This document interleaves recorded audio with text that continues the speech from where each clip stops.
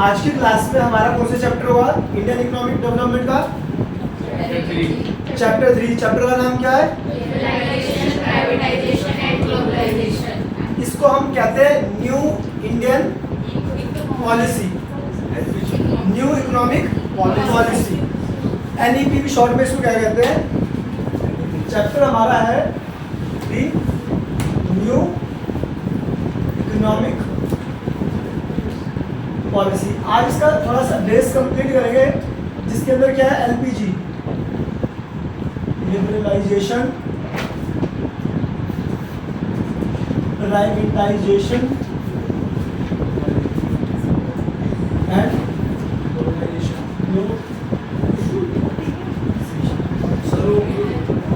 ठीक है, बाहर हो रहा है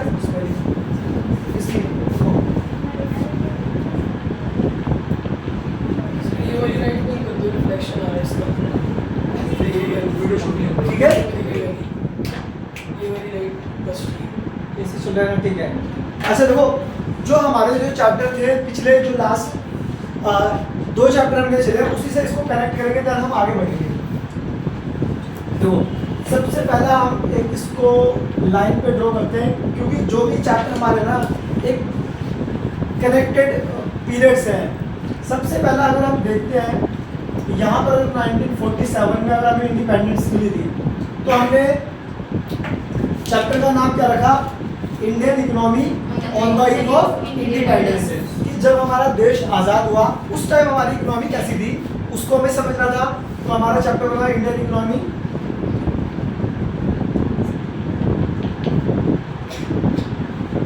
on the eve of independence, ठीक है। दूसरी चीज, अच्छा इसी में हमारे पास हमने जो हमारी बिफोर इंडिपेंडेंस इकोनॉमी थी, उसको भी इसी चैप्टर में स्टडी करा है, और on the eve of independence उसको भी स्टडी करा है। उसके बाद हमारे पास चैप्टर कौन सा था?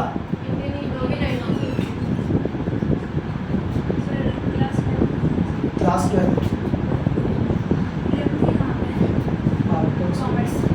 कॉमर्स। तो आज 5 बजे की टाइम है, डेली 5 बजे की टाइम है। आप ऐसा करो, फैन ऑन कर लो, लाइट ऑन कर लो, बाहर बैठ जाओ, ठीक है। 12 के बच्चे आने लग जाएंगे, ठीक है। यहाँ बैठो विशाल, बिल्कुल सेकंड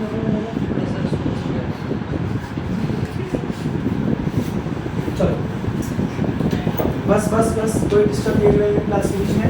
अच्छा, अभी हमारे दूसरे चैप्टर का नाम क्या था? इंडियन इकोनॉमी, किसी को नहीं पता? 1950 टू 1990। अब हमें अपनी इकोनॉमी को समझना था कि हमारी इकोनॉमी 1950 से लेकर 1990 के बीच में कैसे रही। इसी के बीच में हमने काफ़ी छोटे छोटे अच्छे टॉपिक्स पढ़े, जैसे कि हमारा देश कब आज़ाद हुआ 1947 में। उसके बाद हमने प्लानिंग कमीशन, हमें इकोनॉमी को डेवलप करना था, तो हमने क्या बनाया? Planning commission. और प्लानिंग कमीशन का गोल्स क्या थे? Modernisation, equity, growth, self reliance, है ना। फिर हमने देखा एग्रीकल्चर में क्या क्या प्रॉब्लम्स थी, उनको कैसे रिमूव करा गया लैंड रिफॉर्म्स करके, ग्रीन रेवोल्यूशन के थ्रू, है ना। और फिर इसके बाद इंडस्ट्रियलाइजेशन में क्लासिफिकेशन करे गए, नई इंडस्ट्रियल पॉलिसी लाई गई। आपका क्या ऑप्शन? लैंड सीलिंग करके एग्रीकल्चर को किस तरीके से इम्प्रूव करा गया, है ना। उसके बाद फॉरेन ट्रेड, कि हमने फॉरेन ट्रेड में क्या करा? सेल्फ रिलायंट हुए। उसके अंदर एक टॉपिक था काफी अच्छा, इंपोर्ट सब्स्टिट्यूशन। याद है क्या था इंपोर्ट सब्स्टिट्यूशन? इंपोर्ट सब्स्टिट्यूशन जो इंपोर्ट पे बहुत सारा वो लगा दिए थे, टैक्सेस लगा दिए थे, उसको कम करने के लिए उसको लिमिट करा गया था कि मतलब जो चीज़ें हम बाहर से मंगा रहे हैं उसको यहीं पे मैन्युफैक्चर करें। जैसे रॉ मटेरियल वगैरह काफ़ी ज़्यादा बाहर से आता है, उसको यहीं पे मैन्युफैक्चर करें अपनी टेरिटरी में। फिनिश गुड्स बहुत ज़्यादा आ रहे थे, उसको क्या करा गया था? हमने रोका था। कैसे? 2 तरीके थे उसको रोकने के। टैरिफ और कोटा। टैरिफ होता है टैक्स लगा देना बहुत ज़्यादा, और कोटा होता है कि भाई कोई भी चलो इम्पोर्टेंट चीज आ रही है ना, कोई जरूरी चीज, तो उसकी लिमिट फिक्स कर दी थी हमने, है ना। ये हमने पढ़ा 1990 तक के बीच में, और इसके बीच में हमने पढ़े थे कुछ हमें ग्रीन रेवोल्यूशन करके 60 से 70s के बीच में और 70 से 80s के बीच में, तो 2 फेज में हमने इसको अप्लाई करा था ग्रीन रेवोल्यूशन को, और हमें काफी अच्छा रिजल्ट भी मिला था। पहले कुछ स्टेट्स में था जैसे केरला, तमिलनाडु, पंजाब, ठीक है, फिर बाद में अदर स्टेट्स, राजस्थान, उत्तर प्रदेश, है ना, इन स्टेट्स में भी था। हाँ, ठीक है। अब हमने यहाँ से यहाँ तक करा कंप्लीट, ठीक है। इतना सब कुछ करने के बाद भी हमारी इकोनॉमी ट्रैक पर नहीं आई, और इवन हमारी कंट्रीज के ऊपर बहुत ज़्यादा क्या बर्डन आ गया, क्योंकि प्रोडक्शन था कि हमारे देश में, इंपोर्ट करते थे, इंपोर्ट करेंगे तो हमें क्या करना पड़ेगा, पेमेंट करना पड़ेगा। तो ऐसा माना जाता है हमारे पास सिर्फ 7 डेज का क्या रह गया था, रिजर्व्स रह गए थे। इस 7 डेज तक के हम क्या कर सकते हैं, इंपोर्ट वगैरह कर सकते हैं, और प्रोडक्शन तो हम करते भी थे।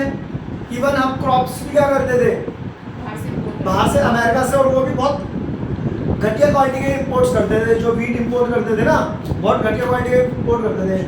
फिर हमारी इकोनॉमिक कंडीशन इतनी ज़्यादा खराब हो गई कि हमें $7 मिलियन हम पैसों की जरूरत थी, तो हम 2-3 इंस्टीट्यूशन के पास गए, जैसे वर्ल्ड बैंक के पास गए, IMF के पास गए, और हमने पैसों की डिमांड करी। तो उन्होंने हम पे कंडीशन रखी कि हम आपको पैसे तो दे देंगे, आप हमें पैसे रिटर्न कैसे करोगे, क्योंकि आपकी इकोनॉमी तो क्लोज इकोनॉमी है, आपके पास पैसा है नहीं, आपके पास कोई बिजनेस है नहीं कि भाई चलो ठीक है आप पैसा ले दिया, उसको बिजनेस में लगाया, बिजनेस से कमाया, आपने रिटर्न कर दिए, ऐसा कुछ है नहीं। तो आप पैसे कैसे रिटर्न करोगे। उन्होंने हमें आइडिया दिया कि ऐसा करो, आप अपनी इकोनॉमी को ना न्यू इकोनॉमिक पॉलिसी अडॉप्ट करो, जो हम बताएंगे, ठीक है। उसमें आपको अपनी इकोनॉमी को क्या करना पड़ेगा, लिबरलाइज करना पड़ेगा, प्राइवेटाइजेशन करना पड़ेगा, और ग्लोबलाइजेशन करना पड़ेगा। अगर आप ऐसा करते हो तो फिर हम आपको पैसे देंगे, और उसके बाद हमें वर्ल्ड बैंक या IMF से कितने पैसे मिले, $7 मिलियन मिलाकर, ठीक है। ऐसा नहीं एक इंस्टीट्यूशन से, जो 2 या 3 इंस्टीट्यूशन थे, वर्ल्ड बैंक हो गई, इन सब में मिलाकर कितने पैसे मिले, $7 मिलियन, ठीक है। अच्छा एक चीज, इस टाइम हमारे फाइनेंस मिनिस्टर कौन थे, किसी को याद होगा तो बुक बंद कर दो सारे। इस टाइम हमारे जो फाइनेंस मिनिस्टर थे कौन थे, मनमोहन सिंह। इसलिए काफी क्रेडिट दिया जाता है कि जो हमारी इकोनॉमी को रिवाइव करने का जो ज्यादातर क्रेडिट दिया जाता है ना, वो किसके लिए दिया जाता है, मनमोहन सिंह को, क्योंकि ये माना जाता है कि इन्होंने इस पॉलिसी को अडॉप्ट किया, क्योंकि काफी इकोनॉमिस्ट थे ना उस टाइम हमारे देश के खिलाफ थे कि भाई LPG ठीक नहीं है, बाहर की कंपनियां आएगी, फिर से हमारे देश पे कंट्रोल करेगी, और हो सकता है ऐसी कंडीशन बन जाए कि वापस से हमारा देश किसी बाहर की कंपनी के कंट्रोल में हो जाए। क्योंकि जब कंपनी आएगी तो आजकल देखो कितनी बड़ी बड़ी कंपनियां हैं, कोको कोला, पेप्सी, ये बहुत बड़ी बड़ी कंपनियां हैं, ठीक है। ऐसी कोई बड़ी कंपनी आएगी फिर से कैप्चर कर लेगी इंडिया, तो बहुत सारे इसके अगेंस्ट में भी थे। बट मनमोहन सिंह ने कुछ एडिशनल चीज़ों को इम्प्रूव करके कि हम कंडीशन रखेंगे कि बाहरी कंपनी पैसा लगा तो सकती है, बट उनकी कंडीशन होगी ताकि वो हम अपने देश, जैसे फर्स्ट टाइम जब कोई ईस्ट इंडिया कंपनी भारत में आई थी, तो क्या वो इंडिया को कैप्चर करने आई थी या बिजनेस करने आई थी, बिजनेस पर्पस आई थी, भाई हम बिजनेस करेंगे और यहाँ की जो लोग हैं उनके लाइफ को थोड़ा इजी करेंगे।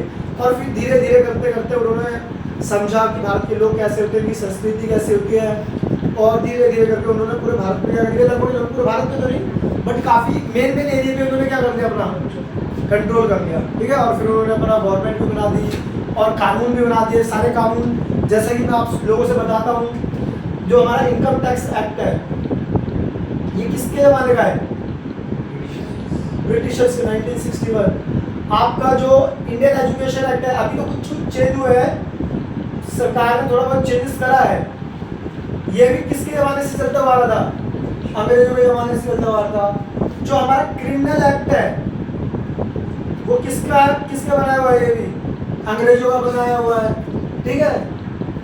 और बहुत सारे कानून बनाए थे अंग्रेजों ने, वो किस पर्पज से बनाए थे कि हम भारत पर कई हजारों सालों तक क्या करते रहे, रूल करते रहे। इस पर्पज से उन्होंने क्या बनाए थे, कानून बनाए थे। भाई इनकम टैक्स एक्ट किस लिए, अच्छा जिस भी भारतीय के पास पैसा है उसका पैसा क्या करो, छीन लो। कानून बनाकर डायरेक्ट छीनेंगे तो दूसरे देश भी इंटरवीन करेंगे, भी आप गलत कर रहे हो, है ना। मगर हम वही चीज कानून बना के करेंगे तो दूसरा देश जल्दी से इंटरवीन नहीं करेगा। लेकिन तो सर बाकी कंट्रीज को तो पता था ना कि उन्होंने हम पे रूल करा था। देखो अगर हम देखें तो ऐसा पता तो रहता है, बट वो कुछ कर नहीं सकते। क्योंकि इसलिए नहीं कर सकते कि उस टाइम वो कंट्री का ज़्यादा पावरफुल थी, जो इंग्लैंड था पावरफुल थी, मगर जर्मनी ने उनको टक्कर दी और काफ़ी हद तक क्या कर दिया था जर्मनी वालों ने इंग्लैंड को, बहुत ज़्यादा नुकसान पहुंचा था अमेरिका को, उसको इंग्लैंड को। आपको पता है नहीं पता, टाइम में बढ़ा हुआ टाइम देना इनमें, है ना। उसकी वजह से जो ब्रिटिशर्स थे कमज़ोर हुए। उसके बाद जो लाल बहादुर शास्त्री थे हमारे, उन्होंने कहा कि अभी यही सबसे अच्छा पॉइंट है, जिस टाइम ब्रिटिशर्स बहुत ज़्यादा वीक है, इनके पास पैसा भी बहुत ज़्यादा खत्म हो गया है, इनके सैनिक भी मारे गए हैं, यही मोमेंट है कि हम इन पर और ज़्यादा प्रेशर बना सकते हैं भारत को छोड़ने का, ठीक है। तो ये सारी चीज़ें अंग्रेजों ने अपने टाइम पे करी थी, लंबे टाइम के लिए। तो इसी से बचने के लिए हमने काफ़ी जो हमारे देश के इकोनॉमिस्ट थे वो इसको न्यू इकोनॉमिक पॉलिसी को अडॉप्ट करना नहीं चाहते थे, बट हमारे पास कंडीशन बन चुकी थी, बहुत ज़्यादा प्रेशराइज हो गए थे हम, क्योंकि पैसा था नहीं, भुखमरी बहुत ज़्यादा थी, ठीक है। सरकार के पास कोई ऑप्शन ही नहीं था कि किसी और ऑप्शन के पास जाएगा। सरकार को पैसा चाहिए, उस टाइम के गवर्नमेंट को पैसा चाहिए है, तो आपको क्या करना पड़ेगा, न्यू इकोनॉमिक पॉलिसी को क्या करना पड़ेगा, अडॉप्ट करना पड़ेगा। बेसिकली इसमें क्या है कि किसी दूसरे देश के, मतलब इसमें क्या हुआ, एक देश दूसरे देश में जाकर अपने गुड्स और सर्विसेज क्या कर सकता है, बेच सकता है, प्रोवाइड कर सकता है। अच्छा ये कंडीशन में आपको थोड़ा सा और इन डेप्थ में जाऊं, सामान बेचता कौन है, जिस कंट्री में गुड्स का प्रोडक्शन होता हो। क्या भारत में उस टाइम गुड्स का प्रोडक्शन होता था? तो बेचने वाली कंट्रीज कौन थी उस टाइम 1991 में? उस टाइम सिर्फ था ब्रिटेन हो गया, यूरोप, अमेरिका, ये कंट्रीज थी। इन कंट्रीज के पास क्या था, इन्होंने इतना प्रोडक्शन कर लिया था, अब इनको नया बाजार चाहिए था सामान बेचने के लिए, नया बाजार चाहिए था।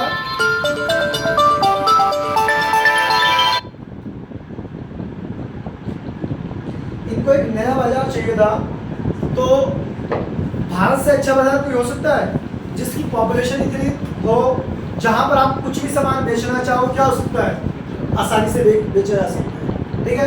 तो ये जो इनकी पीछे की जो स्ट्रेटेजी थी मेनली यही थी कि भाई अमेरिका तो, भारत तो आएगा नहीं अमेरिका में सामान बेचना, पहली बात तो गुड्स के प्रोडक्शन नहीं करता, गुड्स के प्रोडक्शन करेगा तो भी हम इतने हाई क्वालिटी स्टैंडर्ड्स होते हैं ना अमेरिका के, कि वो भारत अमेरिका में बेच ही नहीं सकता। अमेरिका के लो क्वालिटी प्रोडक्ट भी यहाँ पे मिल जाएंगे, मगर यहाँ के जो हाई क्वालिटी प्रोडक्ट होंगे ना, वो भी अमेरिका बहुत ज़्यादा उनका क्वालिटी चेकअप होकर फिर जाकर अमेरिका में बिकते हैं, क्योंकि वो क्वालिटी को लेकर बहुत ज़्यादा वो है, मतलब एक तरीके से बोल सकते हो बहुत ज़्यादा जागरूक है या एक्टिवेट है, या क्या कह सकते हैं, स्ट्रिक्ट बोलो सर कि स्ट्रिक्ट है, मतलब स्ट्रिक्ट है क्वालिटी को लेकर। फूड क्वालिटी जैसे भारत के अंदर, जैसे मैं आपको बताऊं बेटा, सामने देखो, जैसे सप्लीमेंट होगा, आपको भारत के अंदर डुप्लीकेट सप्लीमेंट मिल सकते हैं, अमेरिका में नहीं मिल सकता आपको डुप्लीकेट सप्लीमेंट, इतने ज़्यादा स्ट्रिक्ट है। क्योंकि अगर किसी ने डुप्लीकेट सप्लीमेंट बेचने की कोशिश करें ना, उसकी पूरी कंपनी बंद हो जाएगी और प्लस पता नहीं कितने करोड़ों का फाइन लग गया उस पर। इसलिए कोई भी कंपनी डुप्लीकेसी की तरफ जल्दी वो नहीं करती है, जाती नहीं, उनको पता है अगर गलती से चीज़ हो पकड़ी गई तो बहुत ज़्यादा उनको नुकसान चाहिए लगता है। सर होता होगा नहीं तो मैंने बताया ना, कर लो भाई, इस रिस्क पे कर लो कि अगर आप एक बार लॉ की नजरों में आ गए, फिर आपको इतना, आप पे इतना वो कर देंगे, चार्ज लगा देंगे ना, आपके लिए नुकसान होगा, ये चीज़ होती है, ठीक है। अच्छा अब हमने यहाँ पर हमारी इकोनॉमिक कंडीशन क्या थी, बहुत ही ज़्यादा, हमने 1950 से 1990 तक इम्प्रूवमेंट करने की कोशिश करी, बट जो हम चाहते थे वो इम्प्रूवमेंट नहीं हो पाई और उसके बावजूद हमें पैसों की जरूरत पड़ी तो हम वर्ल्ड बैंक के पास गए। देन उन्होंने कंडीशन रखी कि आपको न्यू इकोनॉमिक पॉलिसी अडॉप्ट करनी पड़ेगी और वो न्यू इकोनॉमिक पॉलिसी हमने क्या करी, अडॉप्ट करी।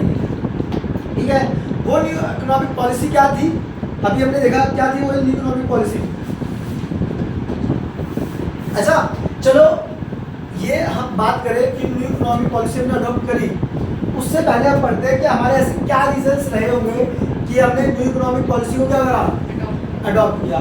सबसे पहला तो था poor performance of public sector. पहले कुछ रीजंस देखते हैं। रीजन फॉर इकोनॉमिक रिफॉर्म्स, हमने क्या ये जो चीज करी हमने इसको क्या बोला, हमने इकोनॉमिक रिफॉर्म्स, है ना, कि हमने अपनी इकोनॉमी में कई बड़े बड़े बदलाव करे। तो उसका कारण क्या रहा, क्यों हमें इकोनॉमिक रिफॉर्म्स करने पड़े, क्यों हमें एलपीजी अडॉप्ट करनी पड़ी, क्यों हमें लिबरलाइजेशन, प्राइवेटाइजेशन, ग्लोबलाइजेशन की तरफ जाना पड़ा। तो सबसे पहला क्या है, poor performance of public sector. Poor performance of public sector. हमने देखा कि हमारे देश के अंदर ज्यादातर इंडस्ट्रीज किसके कंट्रोल में थी, पब्लिक के हाथों में, गवर्नमेंट सेक्टर के पास थी। और गवर्नमेंट सेक्टर का जो प्रोडक्शन कैपेसिटी थी वो क्या थी, बहुत ज़्यादा पुअर प्रोडक्शन कैपेसिटी थी। मतलब क्योंकि देखो एक बात बताओ, उस टाइम इतना कंपटीशन होता नहीं है, गवर्नमेंट को पता है, गवर्नमेंट एम्प्लॉइज को पता है भाई हम काम करें या नहीं करें, हमारी सैलरी क्या है, फिक्स है, इसलिए उनकी प्रोडक्टिविटी क्या हो जाती थी, लो हो जाती थी। तो इस लो होने की वजह से हमारा इंडस्ट्री ग्रो नहीं कर पाया, तो हमारी प्रोडक्टिविटी भी क्या हो गई, लो हो गई। इसलिए हमें क्या करना पड़ा, इकोनॉमिक रिफॉर्म्स करने पड़े। ठीक है, दूसरा हमारा कहना है कि deficit in balance of payment. दूसरा रीजन क्या बोला, deficit in balance of payment. अच्छा बच्चे देखो, बैलेंस ऑफ पेमेंट क्या होता है, बैलेंस ऑफ पेमेंट होता है बैलेंस किस चीज का, इंपोर्ट और एक्सपोर्ट का। मान लो हमारा इंपोर्ट हमने करा, import of goods and services minus में export of goods and services. हमने 1000 करोड़ का तो इंपोर्ट कर दिया और 800 करोड़ का हमने क्या कर दिया, एक्सपोर्ट कर दिया। 200 करोड़ की अभी भी हम कैसे वाली सिचुएशन में है, डेफिसिट वाली सिचुएशन में। तो ये डेफिसिट की सिचुएशन, हमारा बैलेंस ऑफ पेमेंट हमेशा किस में रहता था, डेफिसिट।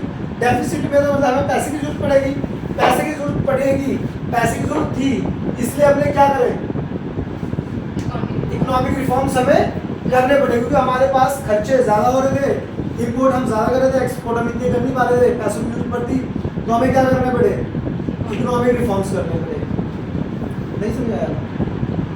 देखो बैलेंस ऑफ पेमेंट क्या होता है, देखो बैलेंस ऑफ पेमेंट मैंने बताया, इंपोर्ट और एक्सपोर्ट का जो नेट बैलेंस होता है ना, उसको हम क्या कहते हैं, बैलेंस ऑफ पेमेंट। जितना हमने दूसरे कंट्री से इंपोर्ट करा और जितना हमने उस देश में एक्सपोर्ट करा, उसका जो नेट बैलेंस निकला उसको क्या कहते हैं। अगर ये नेगेटिव सिचुएशन में रहता रहेगा तो हमारी कंडीशन क्या होती जाएगी, और डाउन होती जाएगी ना, डाउन होती जाएगी। तो हमें क्या करना पड़ेगा, उस डाउन को खत्म करने के लिए, इंप्रूव करने के लिए इकोनॉमी को इकोनॉमिक रिफॉर्म्स करने पड़ेंगे। ठीक है, क्या ये दो पॉइंट सबको क्लियर है? अभी मैं रीजन के साथ भी पूछूंगा। थर्ड कह रहा है इन्फ्लेशनरी प्रेशर। क्या कह रहा है थर्ड, इन्फ्लेशनरी प्रेशर। ये सबको पता है इन्फ्लेशन क्या होता है, आप लोग एक चीज बताओ बहुत सिंपल सी, जिस देश के अंदर प्रोडक्शन नहीं होगा मगर डिमांड होगी तो क्या होगा, कीमतें बढ़ेंगी या नहीं बढ़ेगी, डेफिनेटली कीमतें बढ़ेगी। भाई खरीदने वाले इतने सारे लोग, वो वस्तु है नहीं, तो कीमतें राइज होनी स्टार्ट होगी। तो इसी सिचुएशन को हम क्या कहते हैं, इन्फ्लेशन। तो हमें इन्फ्लेशन की सिचुएशन को ठीक करना है तो हमने क्या करना पड़ेगा, इकोनॉमिक रिफॉर्म्स करने पड़ेंगे। किस तरीके से प्राइसेस को क्या करा जाए, कम करा जाए। भाई जब हमारे देश के अंदर बड़ी बड़ी कंपनी आएंगी, लोगों को रोजगार मिलेगा, प्रोडक्टिविटी मिलेगी, तो इन्फ्लेशन धीरे धीरे ऑटोमेटिकली क्या हो जाएगा, कंट्रोल में आ जाएगा। ठीक है, तीसरा पॉइंट होगा। चौथा कह रहा fall in foreign exchange reserve. fall in foreign exchange। देखो इसमें क्या करा बेटा, अगर हम इंपोर्ट ज्यादा करेंगे और एक्सपोर्ट कम करेंगे तो उसकी पेमेंट के लिए हम क्या करते हैं, रिजर्व से पेमेंट करते हैं ना। हमारे पास फॉरेन रिजर्व का बैलेंस मेंटेन रहता है। आपको पता है हमारे देश में जो भी करेंसी प्रिंट होती है ना, वो दो चीजों के ऊपर बेस होती है। एक आपके पास फॉरेन करेंसी का रिजर्व कितना है, दूसरा आपके पास गोल्ड कितना है।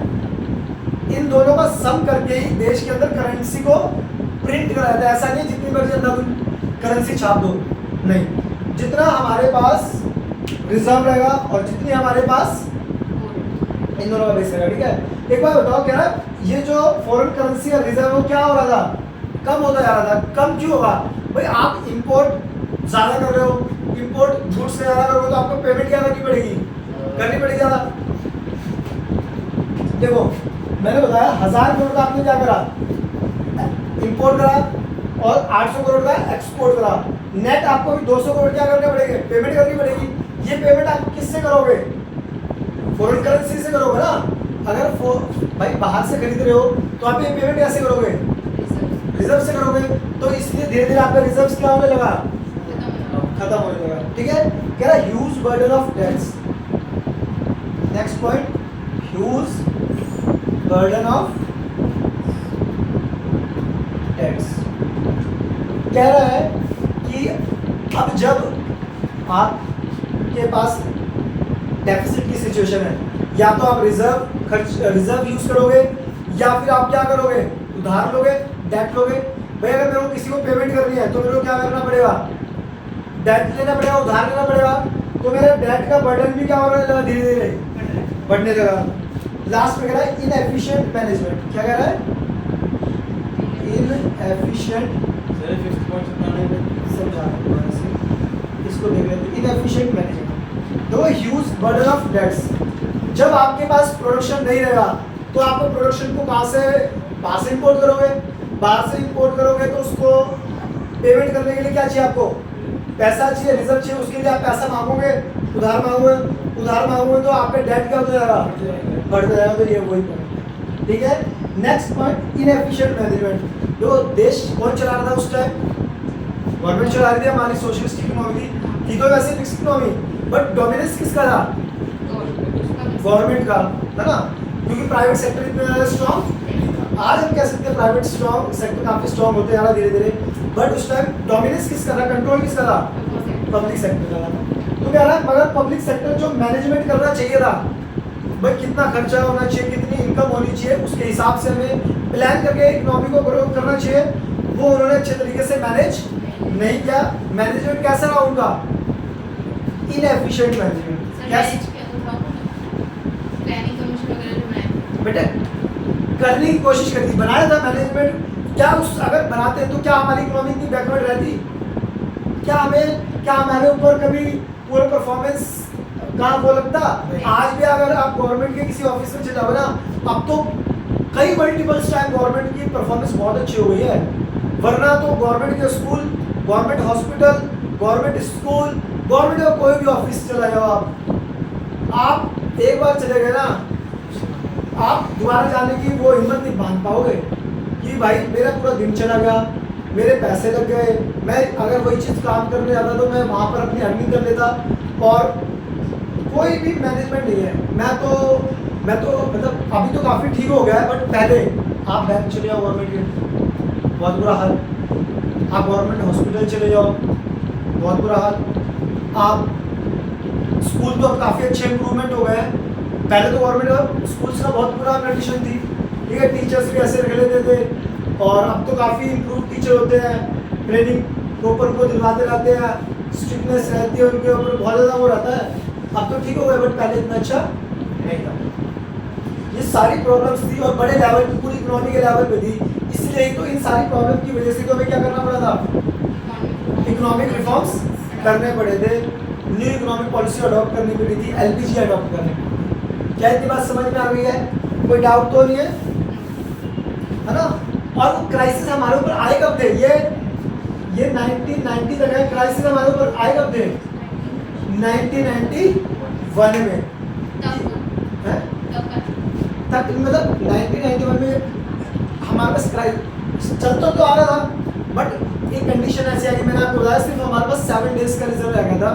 अब हमें कुछ ना कुछ बड़ा स्टेप लेना था, डिसीजन लेना था, और उस टाइम के प्राइम मिनिस्टर नहीं फाइनेंस मिनिस्टर उन्होंने वो स्टेप लिया, न्यू इकोनॉमिक पॉलिसी को अडॉप्ट। ठीक है, अब जैसे कह रहा है हमें इकोनॉमिक क्राइसिस को मेंटेन करने के लिए गवर्नमेंट को लोन की जरूरत पड़ रही थी, तो गवर्नमेंट ने 2 ऑर्गेनाइजेशन को अप्रोच करा, एक जो हमारे पास थी वर्ल्ड बैंक और दूसरा हमारे पास था IMF।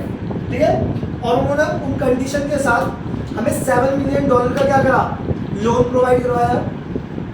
और ये लोन किसने प्रोवाइड करवाया, कौन थे उस टाइम, हमारे फाइनेंस मिनिस्टर मनमोहन सिंह थे। ठीक है, और ये पॉलिसी बेसिकली क्या थी, इन पॉलिसीज में क्या था, इंडिया को क्या करना पड़ेगा, इंडिया को रेस्ट्रिक्शंस हटाने पड़ेंगे प्राइवेट सेक्टर से। इंडिया को क्या करना पड़ेगा, रेस्ट्रिक्शंस हटाने पड़ेंगे। मतलब पहले प्राइवेट सेक्टर पे क्या थे, बहुत ज़्यादा, तो उसको आपको क्या करना पड़ेगा, हटाना पड़ेगा। लाइक आपको लिबरलाइज करना पड़ेगा, जो आपने बहुत ज़्यादा कानून बना रखे हैं ना, लॉज बनाने में, तो उनको क्या करना पड़ेगा, रिड्यूस।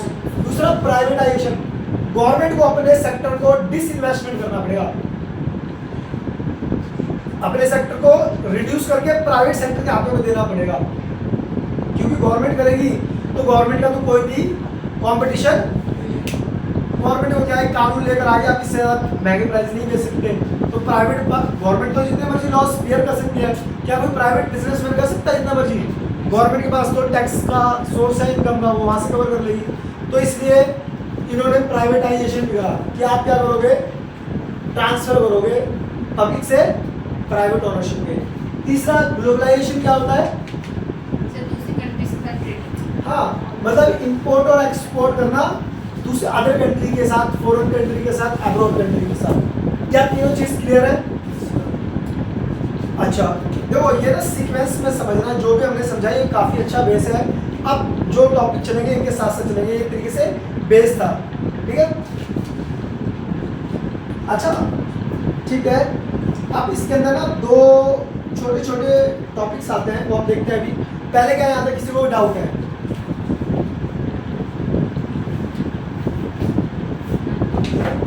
सबसे पहला हमारा चैप्टर क्या था, न्यू इकोनॉमिक पॉलिसी, LPG भी कहते हैं, है ना, कि हमें क्या नीड थी इकोनॉमिक रिफॉर्म्स करने की, न्यू इकोनॉमिक पॉलिसी करने की। तो हमने पढ़ा, उसके कुछ रीजंस पढ़े, 6 रीजंस थे। ठीक है, 6 के 6 किसी को याद है?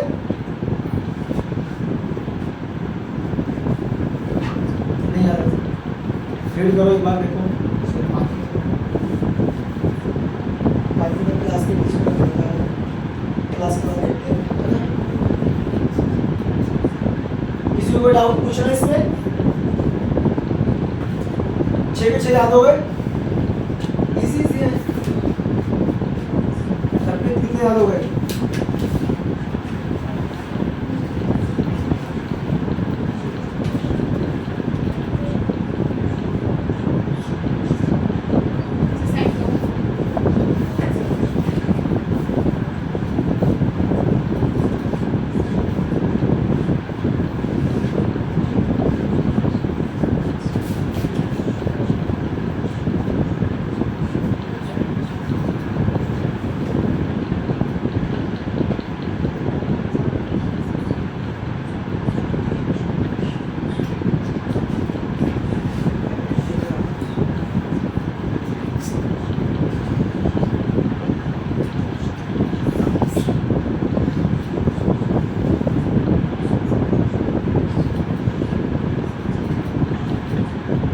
क्लास में मिस नहीं है इंशाल्लाह यार, अरे साला रैशन भी है क्या रैशन किस क्लास में?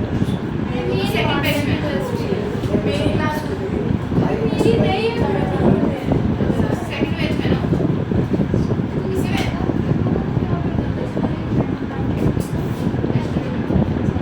चलो इसकी नहीं बात, चलो लो क्या नाम है आपका? हाई से हो जाएगा। क्या ऑर्डर सर? आ गई। वीडियो में कोई इशू नहीं होगा? ठीक है। अच्छा इसको अभी हम लोग करते हैं, ठीक है?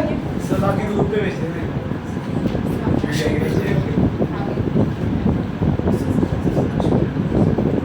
सर ऋषभ का फोन है ऐसी इसी काम में क्या चीज़?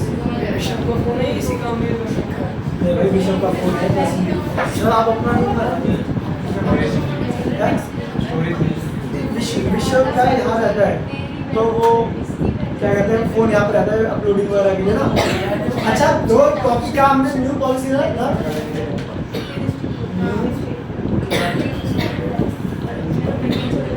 बेटा बातें नहीं सिर्फ 5 मिनट पहले छोड़ हमें 5 मिनट चले। कौन है? कब आएगा? मैं तो फोन 15 कर मिनट बाद में आके 5 मिनट पहले आ रहे हैं। पर पढ़ रही हूँ ना, जिनका आप उतने टाइम पढ़ा नहीं रहे थे। आपको बोलते समय चलो बिल्कुल, जो क्या कह रहा है the main M of new economic policy was to create a more competitive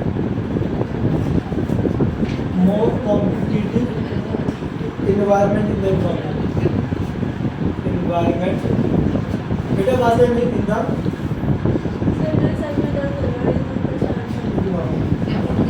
And remove the barriers to entry and growth of। इसके अंदर गवर्नमेंट ने 2 स्टेप्स लिए। द न्यू, बेटा इधर ध्यान है, उसको नोट डाउन कर लो साथ में। The new economic policy can be classified Arpit note down हो रहा है। सर यहाँ बात कोई और बता दो सर। हाँ मुझे आवाज पहचानी थी। बातें नहीं करती है। यहाँ से उठने वाला। फर्स्ट 2 स्टेप्स, स्टेबलाइजेशन मेथड, और दूसरा कह रहा है हमारे पास स्ट्रक्चर सर फोटो में यूज जो हमने भी करना है पहले। लिखना है क्या? हाँ ठीक है, चलो सबसे पहले इसको सुन लो, अभी लिख लेना। दोस्त क्या कर रहा है, हमने जो न्यू इकोनॉमिक पॉलिसी अडॉप्ट करी तानिया, जो न्यू इकोनॉमिक पॉलिसी अडॉप्ट करी उसका मेन एम क्या था? देखो उसका मेन एम क्या था कि इकोनॉमी को मोर कॉम्पिटिटिव बनाना। हमारे देश के जो इन्वायरमेंट था ना, जितना ज़्यादा कंपटीशन बढ़ेगा किसी भी देश के अंदर बिजनेसेस में, उतना ज़्यादा वो देश क्या होगा, ग्रो करेगा। भाई अच्छा प्रोडक्ट बनाने के चक्कर में है ना, कंपटीशन होगा तो अच्छा प्रोडक्ट बनाएंगे, जितना ज़्यादा अच्छा प्रोडक्ट बनेगा उतना ज़्यादा देश आगे बढ़ेगा। भाई अच्छा प्रोडक्ट बनाने के चक्कर में हर व्यक्ति क्या करेगा, ज़्यादा एफर्ट्स डालेगा तो उससे देश की प्रोडक्टिविटी क्या होगी। और क्या करना है, and remove the barriers to entry and growth of firms. जो हमने बैरियर्स लगा रखे थे ना, उसको हमें क्या करना है, रिमूव करना है। जैसे हमने कोई भी प्राइवेट बिजनेसमैन ग्रोथ करना चाहता है या नया बिजनेस स्टैब्लिश करना चाहता है, उसको बहुत ज़्यादा रूल्स रेगुलेशन फॉलो करने पड़ते थे, बट उन रूल्स रेगुलेशन को धीरे धीरे क्या कर दिया हमने, रिमूव कर दिया। ठीक है, और हुआ क्या, जो नई इकोनॉमिक पॉलिसी थी उसको हमने 2 पार्ट में डिवाइड कर दिया, स्टेबलाइजेशन मेजर और स्ट्रक्चरल मेजर। पहला हमारा एक होगा कि हम अपनी इकोनॉमी को क्या करेंगे, स्टेबलाइज करेंगे, पहले कंट्रोल करेंगे, देन उसको क्या करेंगे, स्ट्रक्चरल रिफॉर्म्स करेंगे। स्ट्रक्चर का मतलब लॉज बनाएंगे। पहले क्या है भाई, जो हमारी इकोनॉमी डिसबैलेंस हो रखी है ना, उसको क्या करो, स्टेबलाइज करो और एक तरीके से फिक्स करो। ठीक है, ज़्यादा फ्लक्चुएट ना हो पाए। उसके बाद फ्लक्चुएट हो गई ना, स्टेबलाइज हो गई, फिक्स हो गई।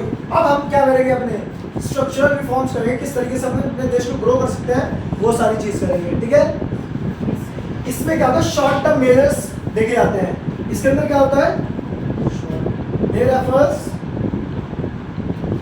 Short term measures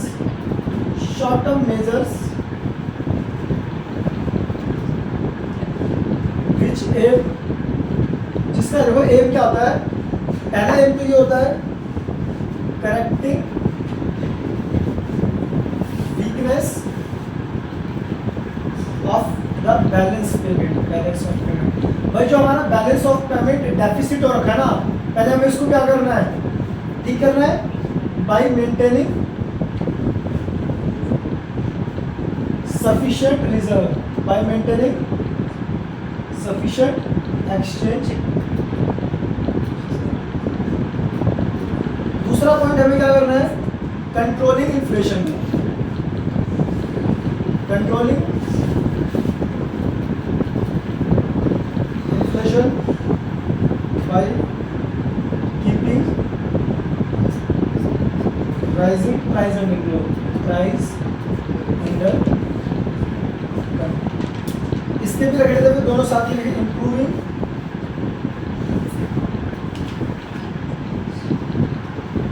the efficiency of the economy,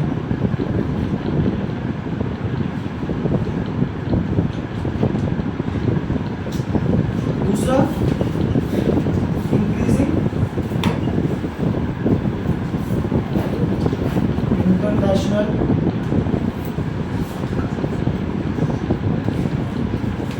competitiveness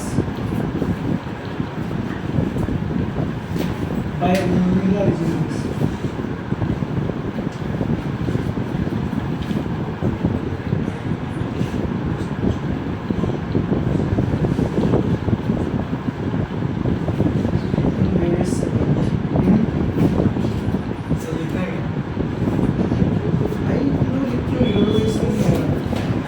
अभी तो मना किया था सर आपने। मैंने उस टाइम जब मैं समझा रहा हूँ तब नहीं लिखना भाई, गर्ल्स की तरफ से बहुत ज़्यादा शोर आ रहा है, तीनों खड़े हुए हैं, पायल, हिमांशी और तान्या, तो बातें नहीं कर रहे हो।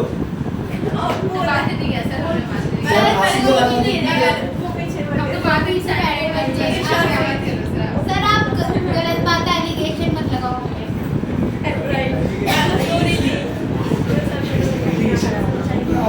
आप तो क्या हो गया, रात में भी आई थी, आधे घंटे पहले आई थी, मौसम को मैंने बताया था। तो यहाँ से नेक्स्ट क्लास से अब टीचर क्लास में आओगे भी नहीं, अब मैं डाइट ट्यूशन होंगी ना। वही तो बात आपका सर दर्द कर रहा है। पर मैं सुन तो रही हूँ, लिख नहीं रही हूँ। भाई कोई भी नोट डाउन नहीं कर रहे हो, अभी तक अभी चालू करूँगा। सर आप पहले बताना चाहिए।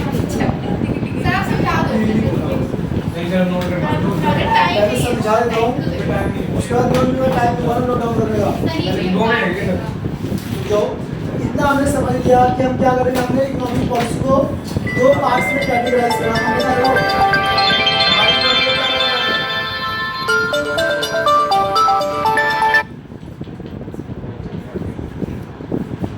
हमारी इकोनॉमी को हमें क्या करना है, ग्रो करना है। भाई अगर पहले किसी हमारी economy को grow करना है, तो क्या करना पड़ेगा,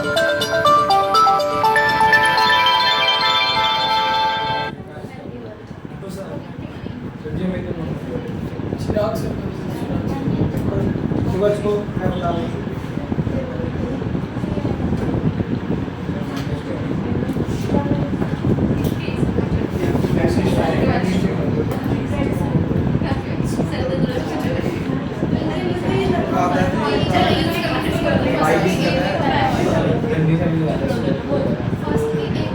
अपने आप को सेटिस्फाइड नहीं लगा रहा था, दुनिया को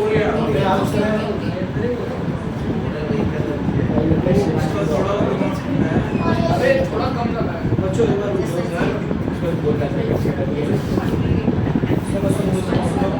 एक बार रुको, उसके बाद नो डाउट लेना। देखो हमने कहा कि हमें न्यू इकोनॉमिक पॉलिसी को भी कितनी कैटेगरी में डिवाइड करा, दो पार्ट में। हमने कहा दो पार्ट बनाओ। पहले हम अपनी इकोनॉमी को क्या करेंगे, स्टेबलाइज करेंगे। जो हमारी इकोनॉमी में फ्लक्चुएशंस हैं, जो बैलेंस ऑफ पेमेंट बहुत ज़्यादा हमारा डेफिसिट है ना, इसको कंट्रोल करेंगे। और इन दोनों को स्टेप्स को करने के बाद हमारी इकोनॉमी क्या होगी, स्टेबलाइज हो जाएगी। अब हम क्या करेंगे अपनी इकोनॉमी के अंदर, अब हम अपनी इंप्रूविंग एफिशिएंसी क्या करेंगे, इंक्रीज करेंगे। Improving the efficiency of economy, मतलब हम अपने देश की प्रोडक्टिविटी को क्या करेंगे, बढ़ाएंगे।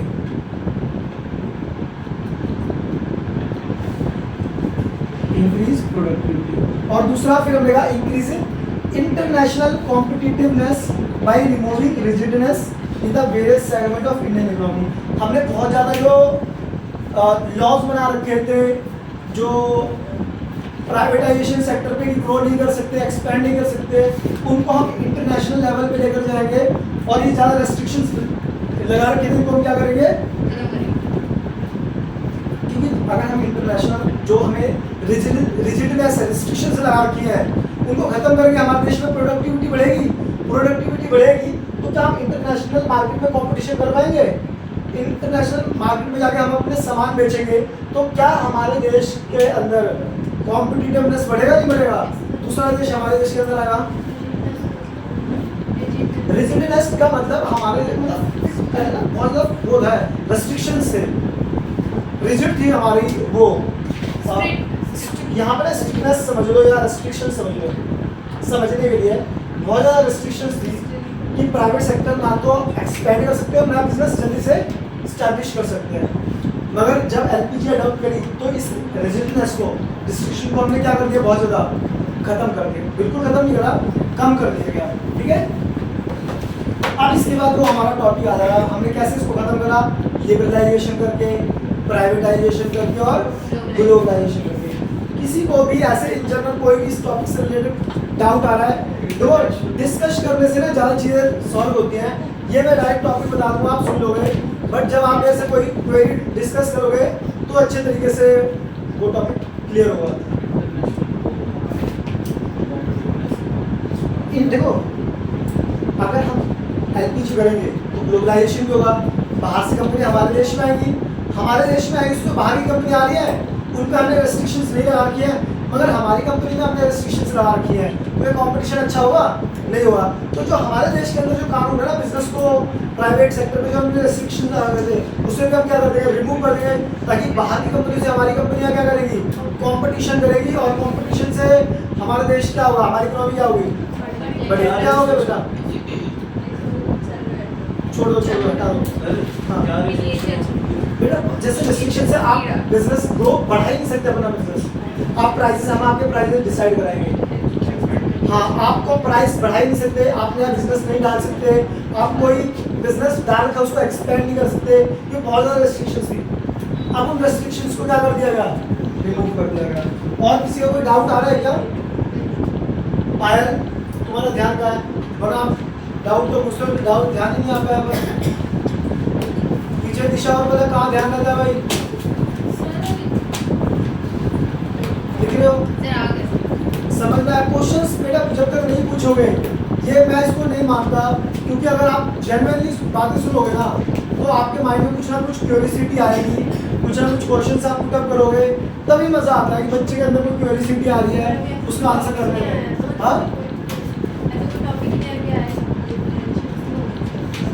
वैसे आ गया, आपको नहीं लग रहा है तो इसका मतलब फोकस नहीं है।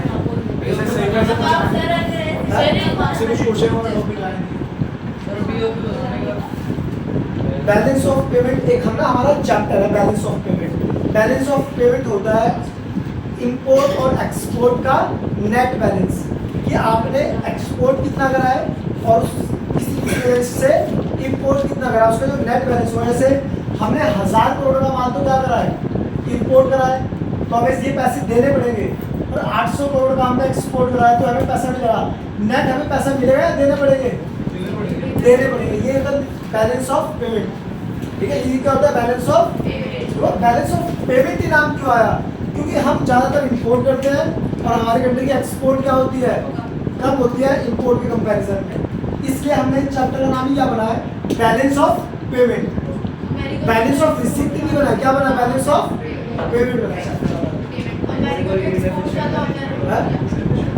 देखो वो रीजंस में, रीजन फॉर इकोनॉमिक रिफॉर्म्स, बच्चे रीजन फॉर इकोनॉमिक रिफॉर्म्स में टॉपिक था इनएफिशिएंट मैनेजमेंट, है ना। जो एक बात बताओ, हमारा जो मैनेजमेंट था, जो इकोनॉमी को चला कौन रहा था, ऑपरेट कौन कर रहा था, गवर्नमेंट। तो जो गवर्नमेंट की जो कैपेसिटी थी ना, प्रोडक्टिविटी, वो बहुत ही ज़्यादा क्या थी, स्लो थी।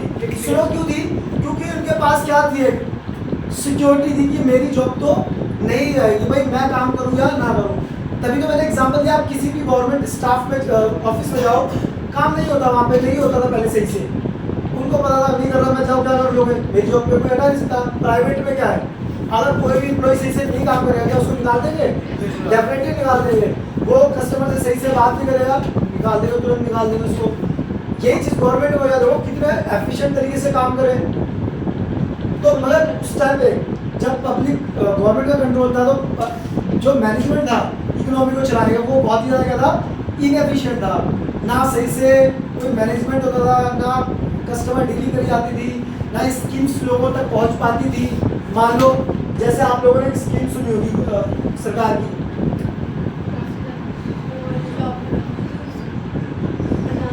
हाँ पुरानी, ये तो पुरानी वाली है। सर अभी भी कौन सा सही हुआ है? हाँ नीति आयोग के टाइम पे बनाई गई वो थे, जिसमें सरकार ने खुद ही मारा था कि हम ₹1 अगर यहाँ से भेजते हैं सेंट्रल गवर्नमेंट की तरफ से, तो जिसको पैसे मिलने हैं उसको सिर्फ 25 पैसे मिलते हैं। जैसे 1 लाख रुपए भेजे हैं तो सिर्फ 25,000 रुपये मिलेंगे।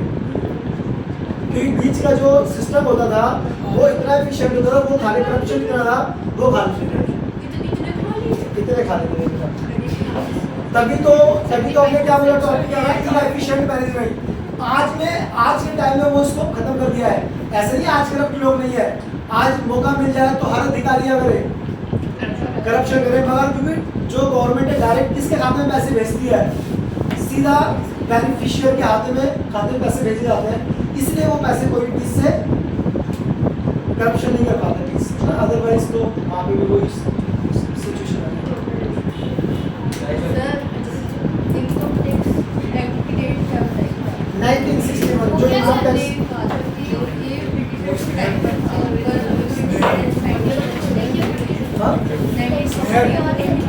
हाँ उसी उसको कॉन्टिन्यू करा गया था, उसी एक्ट को क्या करा गया था, हाँ अंग्रेजों ने बनाया था, पहले जब अंग्रेजों ने बनाया था तो वो उस समय कानून था, बट सरकार